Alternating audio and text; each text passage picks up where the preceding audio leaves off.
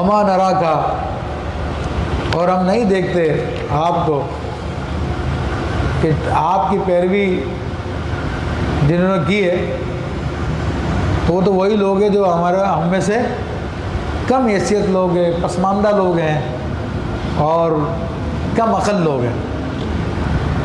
تو یہ انہوں نے اعتراض کیا۔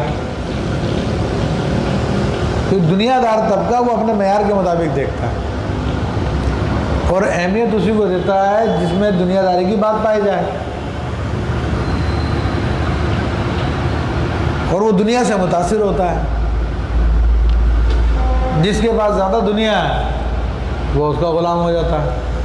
اب ہم نے دیکھا، ہم دیکھتے ہیں کہ بہت زیادہ غریب لوگ جو دنیا دار ہیں وہ اپنے سے زیادہ امیر آدمی کے پیچھے چل رہے ہوتے ہیں، اور وہ امیر آدمی وہ اپنے سے زیادہ امیر آدمی کے پیچھے چل رہا ہوتا، اور وہ اپنے سے زیادہ امیر آدمی کے پیچھے چل رہا ہوتا۔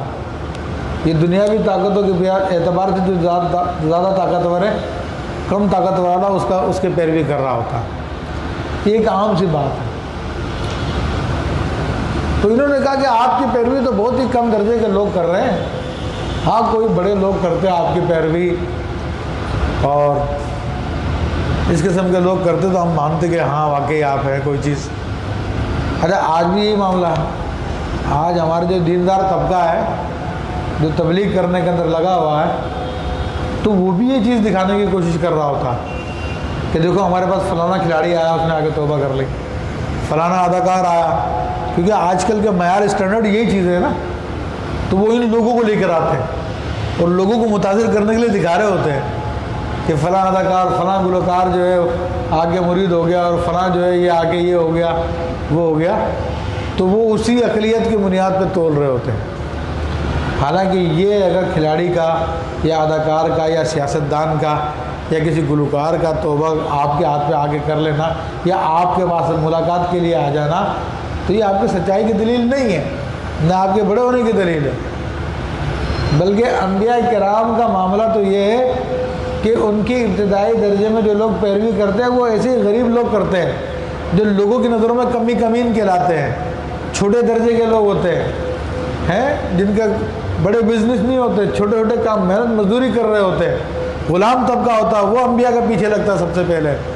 اور اس کی دلیل خود حدیث طیبہ میں آتی ہے کہ جب ابو سفیان مسلمان نہیں ہوئے تھے رضی اللہ عنہ تو یہ شام گئے ہوئے تھے اور ہرقل کے پاس جو ہے پہنچے ہوئے تھے، اور نبی علیہ السلام کے بارے میں جا کے وہاں پر الٹی سیدھی باتیں بھی کہی تھیں۔ تو ہرقل نے پھر ان کو بلایا اور بلانے کے بعد ٹرانسلیٹر کو بلایا تو سوال کیا کہ وہ جو دعوت دے رہے ہیں نبوت کی، جو پیغام دے رہے ہیں، ان کے پیروکار کون لوگ ہیں؟ تمہارے اغنیا امیر لوگ ہیں یا غریب لوگ ہیں؟ اس نے کہا کہ حضرت کوئی حیثیت والا آدمی نہیں ہے، سارے غریب ایسے کمی لوگ ہیں، غریب طبقہ ہے جو ان کی پیروی کر رہا۔ تو ہرقل نے کہا کہ ہاں انبیاء کی یہی شان ہوتی ہے کہ ان کے پیچھے ابتدا میں یہی غریب لوگ لگتے ہیں، لیکن چونکہ کافروں کو تو اپنے معیار کے لوگ چاہیے تو اس لیے وہ اعتراض کرتے ہیں۔ تو کہا کہ تیسرا جو اعتراض تھا وَمَا نَرَىٰ لَكُمْ عَلَيْنَا مِنْ فَضْلٍ، اور ہم تمہاری کوئی فضیلت نہیں جانتے ہیں اپنے پر۔ سارا جھگڑا تو اسی بات کا تھا کہ اگر کفار اللہ کو نبی کو مان لیں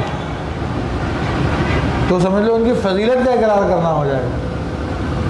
جب ان کی فضیلت کا اقرار کرنا ہو جائے گا تو یہ کفار چھوٹے ہو جائیں گے اور اللہ کا نبی بڑا کہلائے گا، اور حقیقت میں اللہ کا نبی بڑا ہوتا ہے، نبیوں کے درجے کا کوئی بھی نہیں، فرشتوں سے بھی افضل ہے انبیاء کرام علیہ السلام۔ تو سارا جھگڑا اس بات کا تھا کہ اگر ہم تمہیں نبی مان لیں گے تو ہماری سرداری چلی جائے گی، ہم تو تمہارے پیروکاروں میں شامل ہو جائیں گے، اس لیے صاف لفظوں میں کہا کہ ہم تمہاری کوئی فضیلت نہیں جانتے۔